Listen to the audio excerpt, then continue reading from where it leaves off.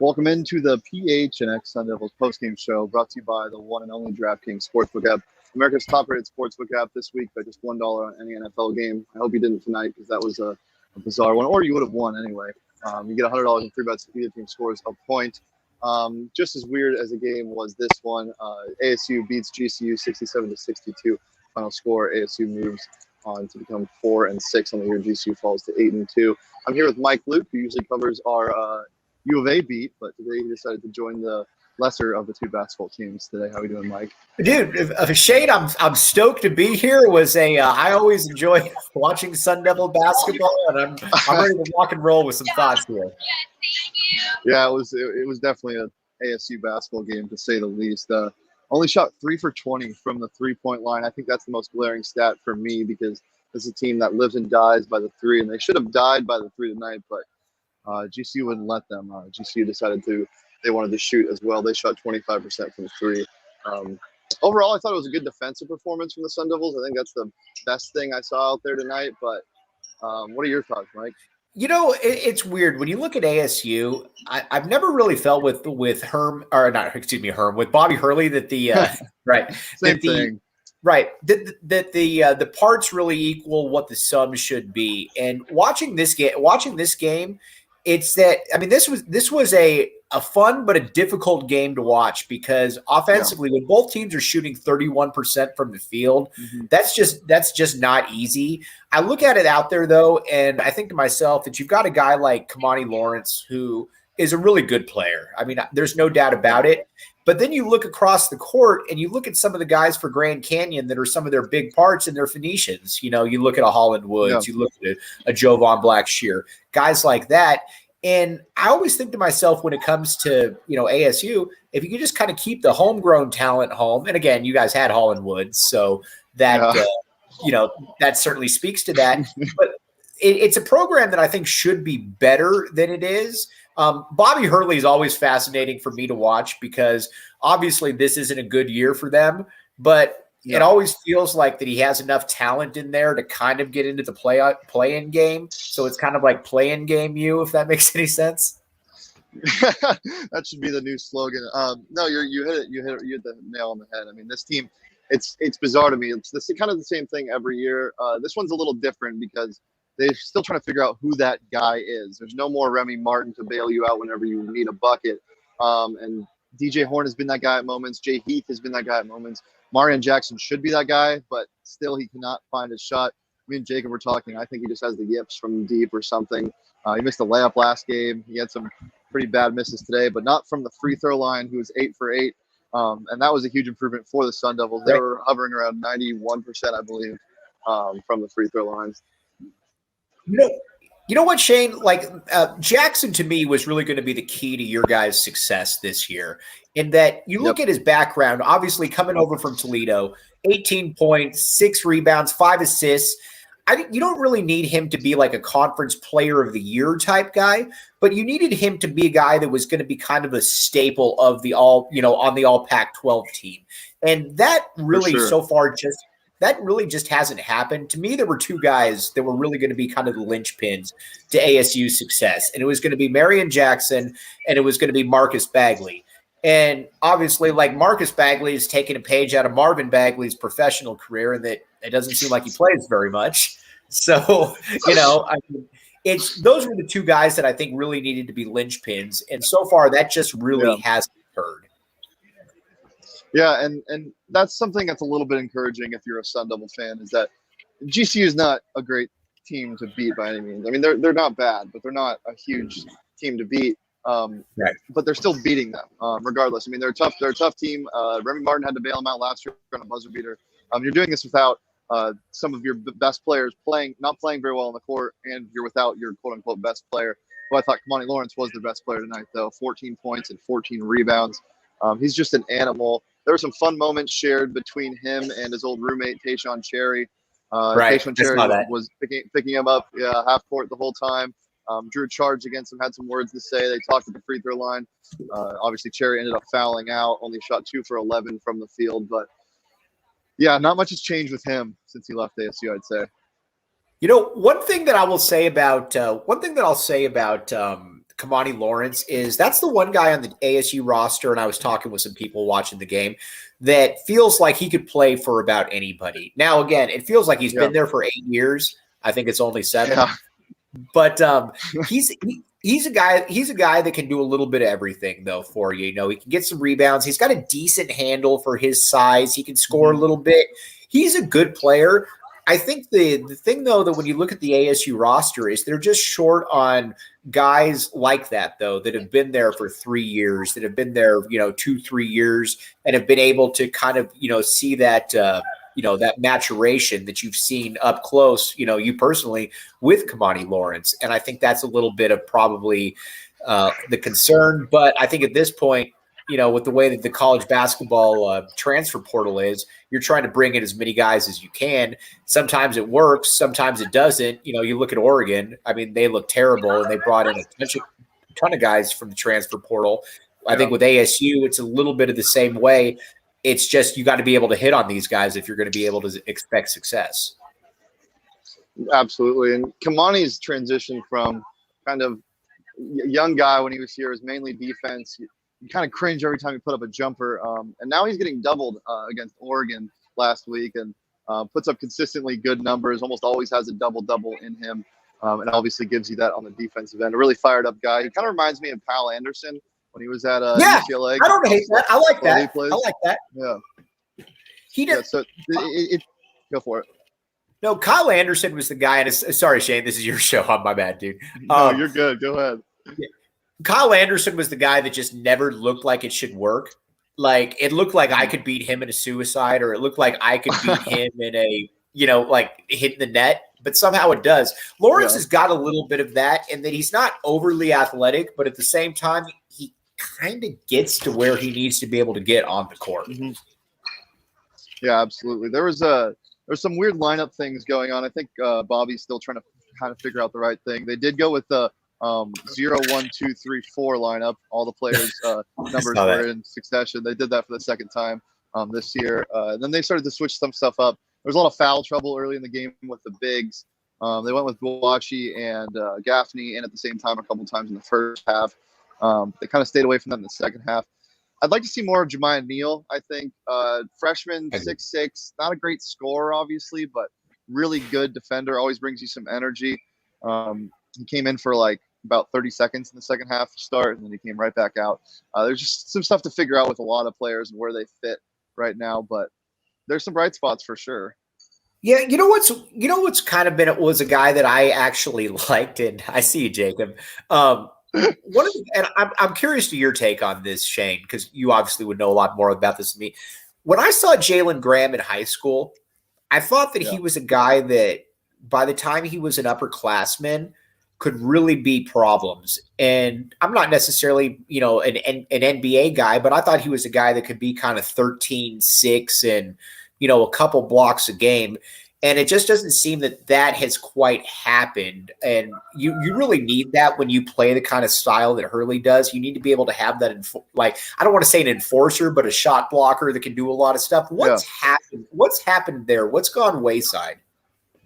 It's strange. It's kind of the encapsulation of this whole ASU team. You see crazy flashes of talent sometimes. He does dream shake and hits a 13-foot left-handed hook shot, and you're like, where the hell has that been? And then he takes an ill-advised jumper from 26 feet, and it doesn't even come close. It's strange with him. I think the biggest problem for him tonight was he dyed his hair back to black. It was blonde to start the year. I was going to ask if that was the big part. Yeah, I think that might be a big part of no, but I'm not sure. It's not like he isn't talented. You can't teach his height. You can't teach. He's fluid. He can move around. Yeah. It's a little strange to me, but I see myself wanting to see more Boachi or more Gaffney still. Yeah. And I thought Jalen Graham was going to take this big step last year. I thought he was going to take a big step 2 years ago. It just hasn't happened yet, and I'm still waiting. I mean, I think it's possible. I think he needs to stay inside. They started running more plays for him in the last 3 or 4 games. But he hit a jumper. I think the worst part of this year for him was, I want to say in the game against UC Riverside, he hit a 15-foot jumper. And I think that gave him a little confidence that he shouldn't have right now. And I think he got the green light a little more. I think he should just stay inside, work on that inside game, and go from there. I don't know. It's strange. Let me one more question for you, Shane. And I think Jacob Franklin, our guy who always makes us sound cool, along with Leah in there. I know she doesn't want to be seen, but Leah, Jacob are awesome. Shane's helped me out a lot as well. But Marcus Bagley was the guy going into the season that he comes back after entering the transfer portal, and he's all over NBA mock drafts. He's all over. I mean, Yes. this is a guy that has NBA type talent. What's going on there? Like, yeah, I mean, that's my question. What's going on with him?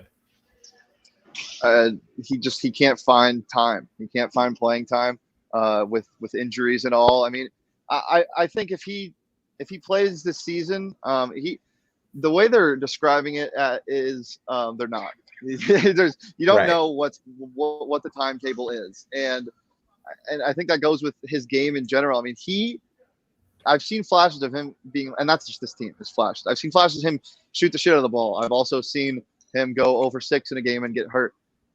I just don't know. I mean, he's 6'8", only growing.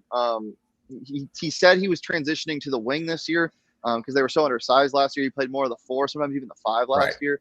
I'd like to see him at the 3, but I just don't. I don't know. I have no idea what he's going to look like, if at all, if he comes back. I'm getting some bad feelings that we might not see him at all or toward the end. Yeah, and to me, that when he announced that he was coming back, that was the one guy that, at least when I was, not that anybody cares what I was doing, but when I was penciling in my all Pac-12 team, I'm like, all right, well, Marcus Bagley, ASU, and I think that's probably been a really unexpected, departure from what at least I think a lot of fans were expecting down in up in Tempe. Sorry. Yeah, it's the thing that sucks really is that this team in the first half, they played 10 deep, and that's something that Hurley doesn't do often. Yeah. A lot of it was because of foul troubles, and I can't imagine they would ever play 9 deep if Bagley was playing, because that's another basically 3, 4, sometimes 5 guy you have, and with the way that all 3 5s have been playing, I think he'd get a better shot getting to that wing position that he prefers. This is a good situation for him to play in. We just haven't seen it much, so we'll wait patiently. But who's the guy? And I wanted to ask you this: who's the guy that you watch for ASU right now that's actually playing meaningful minutes? And you say, he's the guy that we need more out of. He's the guy that could actually make ASU into a different level team than we've seen so far. Is there that guy? Yeah, I mentioned him earlier, Jemiah Neal. He sometimes has good minutes. Sometimes he reminds me a lot of Jalen House when he was first here. Really raw, not much offensive skill, but always brings you that extra oomph to put you over the edge. And he's like an energizer bunny. That's exactly what Jalen House was for last year for them. And I don't think they necessarily need a push in the right direction most of the time, but it would definitely help because this team, and I'm confident in this, I almost want to say this objectively, but it's subjective. This team plays better when they play fast. Bobby Hurley says that. Bobby Hurley wants them to play fast, and they just don't. They run sets, and I texted you this earlier. The only set I've seen work for them is the Princeton where they go back and back and back, and then somebody falls asleep, and Alonzo Gaffney has an open dunk. I don't understand why they are so set heavy sometimes. Most of what works is, they had like 15 blocks tonight, and all of those cause transition points. That's what needs to happen. So a guy like Jemiah Neal, just more minutes. Jay Heath plays good minutes when he comes off the bench. But those 2 guys especially, I want to see more of them. I think Jay Heath starts over Luther Muhammad here soon. I think you hit the nail on the head. The best ASU team that I've seen in recent memory was probably the one where you had Shannon Evans and Trey Holder. Yeah. And that was a situation where Bobby Hurley didn't even make any bones about it. He just said, go.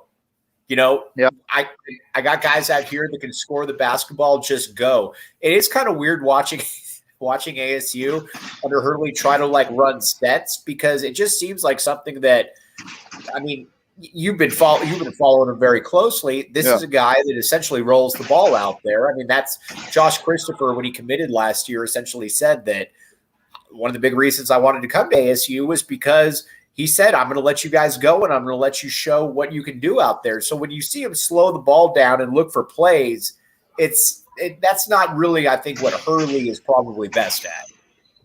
No, and I don't think that's what he is trying to do. He said in a presser a week ago that he wants them to push the ball. And I think it's just kind of a culmination of him being apprehensive to go too fast and the players at the same time not knowing each other well enough to run a consistent break well enough. But the thing that really, really frustrates me about them not being able to get out in transition is this is the first year not only has ASU had bigs, but they have really athletic bigs. All three of them can run the court. And that just sets up a great transition game. And you see how dangerous it could be when a guy like Marion Jackson is bringing the ball up and DJ Horn's in the corner and Enoch's posting up down low, and there's only one guy to defend that. You can't do anything. And there were a couple times where Marion found DJ in the corner tonight or found Gaffney rolling to the rim. I mean, he has great vision. I want to see this team run more. It hurts. Horn's been what's your take on Horn? Has he been kind of a pleasant surprise for you? Because again, I haven't watched every game, but when I have, he's been a guy that's been able to fill it up from deep. And I think that was probably expected, but he certainly adds a different dimension than some of the other guys on the team have. Yeah, well, there were three guys that were supposed to be absolute flamethrowers. You got Marion Jackson, DJ Horn, and Jay Heath. Jay Heath has been okay. He had COVID at the start of the year, and he's starting to get back to his ways. He was big in that Oregon game. Marion's still got the yips. He had a 17-point game a couple games ago, but other than that, it just hasn't been much. And DJ Horn's been the only consistent guy. He was big again tonight. He had 14 points on 5 of 12 shooting. I mean, he won the Oregon game for us essentially. Got the Sun Devils into overtime, and then made the pass to Jay Heath for the game-winning three. I wouldn't say he's a pleasant surprise because I had really high expectations for those three guys. How about the people that weren't as smart as Shane, though? Is he a pleasant surprise for those folks? Well, you don't have to be smart to look at his stats from last year. I mean, at NIU, he absolutely lit it up. Like he was the guy that was supposed to shoot the shit out of the ball, and he's done that. I mean, I guess it's a surprise to say anything right now. It's a surprise that ASU is winning games. They're on a winning streak. After losing to UCR and then sliding. So that's a surprise, I guess. For sure. I look at this team, though, Shane, and I think to myself that I look at the Pac-12 right now, and I think that there's about 4 teams right now that have kind of, separated themselves. UCLA, USC, Arizona, and to a certain extent, Washington State. But then after that, if I'm an ASU fan, I'm looking at myself and I'm thinking – you have the talent to be able to hang in that 5 through 8 realm. And it's not like you're physically outmatched against these type of teams. So I think there's that as far as going forward, that outside of that top 4, and again, Oregon's been crap this season. So, who knows what's going on. Arizona State just beat them in Eugene. So, I mean, if you were to tell me that, ASU's goal is to finish 5th or 6th in the conference, I don't know that that's an unrealistic goal, to be honest with you. No, and I wish that wasn't the goal that was being right now. Right. But in reality, it is. Look, there's just a lot to be that's unknown about this team. I think these 2 wins are going to do a lot for them moving forward. I thought they'd play a little bit better than they did tonight. Not the best shooting night from some of the key guys, but I mean, they showed heart. GCU isn't a bad team. It's a solid win at home. They were hot coming into this game. Their only loss was to Wyoming, who that team down south kind of beat up pretty bad the other night. So not really on the same level as that. Hopefully they can get their conditioning, physical and mental conditioning, up before they have to go down to Tucson, because that one could get ugly, Mike Luke. Yeah, and honestly, like I'm not gonna blow smoke. I'm not gonna blow smoke here. I think that's right. The way that Arizona's playing hoop right now is just, it's on another level. We'll find more out against Illinois, but right now, I mean, this is a team that looks like a top 10 team in the country. I am curious to see, though, like when I watch, because I paid pretty close attention to just kind of the scene around, Phoenix. Let me ask you this. You've got all the prep schools. You got all the feeder schools right there. Are you a little surprised that ASU maybe hasn't made a little bit more of an inroads in there? I know they've made some, But I mean, it seems to me like it would be an attractive place just for a kid that's going to be a one and done, a la Josh Christopher. That hey, come out here, we're rolling the ball out, play, and you'll be a first round pick. Am I wrong? No, not at all. Look, I'm not surprised by anything anymore. I went to school here.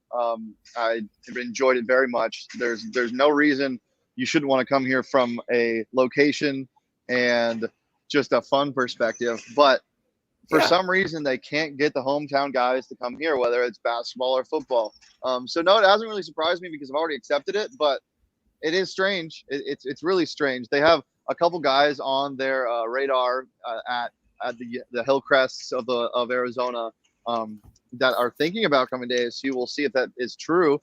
But also, I don't know if you'd want to come here when Hurley's on the hot seat either. Right. How much is he on the hot seat? Like, is the feeling around Tempe that, you know what, this could easily be his last year? I think a lot of fans think he's up more on the hot seat than he actually is. I don't think the thing that people always say is that there's like a disconnect with the players, and that is so far from true because, I mean, he's a player's coach. The players respect him. The only person that I hadn't seen respect him was Remy Martin when he was leaving. But other than that, I mean, the guys love him and they play hard for him.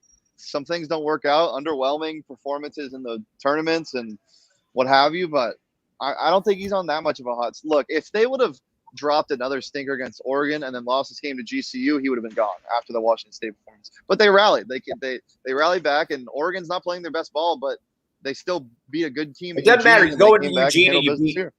It doesn't matter. To me, a win is a win, honestly. Yeah. If you go into Eugene, hey, you want to hear a funny joke? Please. Okay. This isn't good. This is probably going to get a lot of eye rolls, but whatever. All right. So Dana Altman was born in Crete, Nebraska, the Oregon coach. I'm also from Crete, Nebraska. What do you call somebody that moves out of Crete, Nebraska? I'm not going to try to answer that. An excretion. Get it? Oh my God. Get it? Isn't that good? Shane, come on, my man. Oh, I hated it so much. I also hated the picks I made for the Thursday night football game tonight. I took the Steelers. They ended up rallying back and only losing by 8. But if you want to bet on games like that or the game like this, ASU did cover that 3-point spread on the DraftKings Sportsbook app. You can just download it today using that promo code PHNX when you sign up. Bet just $1 on any NFL game this week. Get $100 in free bets if either team scores a single point this week at the DraftKings Sportsbook app. It's safe, it's secure, it's reliable. You can bet on anything from ASU basketball to, I think, curling when it's available. There's everything's there. You got they got everything. You got some good stuff. They got everything. So yeah, download it today. Use that promo code PHNX when you sign up. Get your $100 in free bets when you place just $1 on an NFL team to score a point, and they do. That's 21 plus. Arizona only. Gambling problem? Call 1-800-NEXT-STEP. New customers only. Eligibility restrictions apply. See DraftKings.com/sportsbook for more details. Before we get out of here, I do have a segment that I do. It's called the Lyric of the Game. Tonight's Lyric of the Game comes from the one and only Rick Ross. This is actually sang by the players to the people that were criticizing them. He wasn't with me shooting in the gym, Rick Ross says, and then he probably went, but that's true. I mean, they don't know what's going on in the locker rooms. They don't know what's going on at practice. They don't know what this team's all about. This team is so new together. And everybody that knows me knows how much I've been preaching. This team is individually talented. Cohesively, it hasn't gotten together yet. And that I'm still going to stick by that. You don't know what this team is like until you see it off the court or in practice. The games are a completely different story, especially this early in the season. You can't count them out yet. So I'm just going to back them. I'm just like Mike backs the A. I'm backing this team.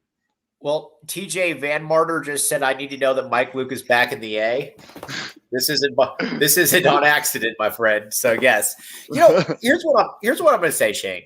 From just a pure talent perspective, and again, I'm not going to pretend that ASU is good because, but from a pure talent perspective, when you just watch them move, when you watch them play, it's not bad. It's not like you look at him and you say, oh my gosh, I have to watch Cal again, or I have to watch Stanford again. I mean, there's some legitimately okay players out there. And again, I know that sounds condescending, legitimately okay players. But again, Shane, this is a team that I should be able to finish somewhere, at least mid-level. So when you watch a game like Washington State, you're thinking to yourself, the heck's going, like you're not that bad. And so that I'm curious to see how ASU plays the rest of the season. I've thought from the beginning that your guys' entire success is going, because I'm kind of past the Marcus Bagley thing at this point. If he plays, cool. If he doesn't, whatever. Yeah. I know he's got the 6th grade brother, Marte, who's already 6'8". We'll deal with that when he's, whatever. But Marion Jackson to me is the key. And that if you get good play from him, again, I don't need 18, 6, and 6, but if I get 13, 4, and 5, then I think that really buoys you guys. But I just, I haven't seen anything so far to indicate that he's going to be able to successfully do that.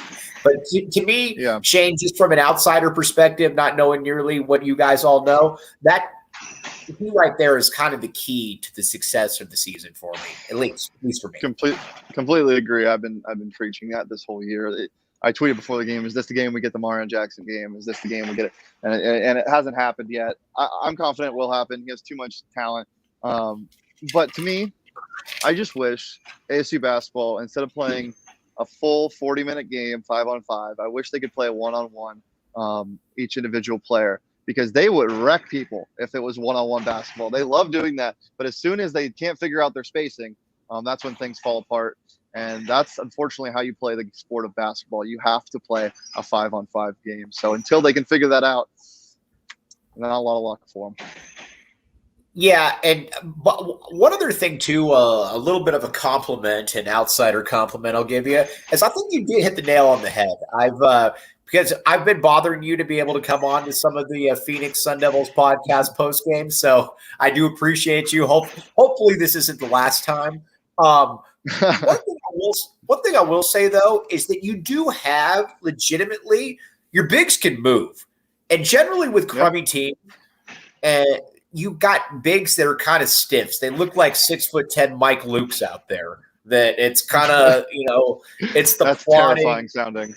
Nobody ever wants to see a 6'10" Mike Luke for sure, but there's some potential there as far as shot blocker, rim activity, and that's something that can give you a little bit of a margin for error. So that's something along with Marion Jackson that I would give it, and I would think to myself that I'd want to follow for the rest of the season if I'm an ASU fan, which I'm not. But go ahead.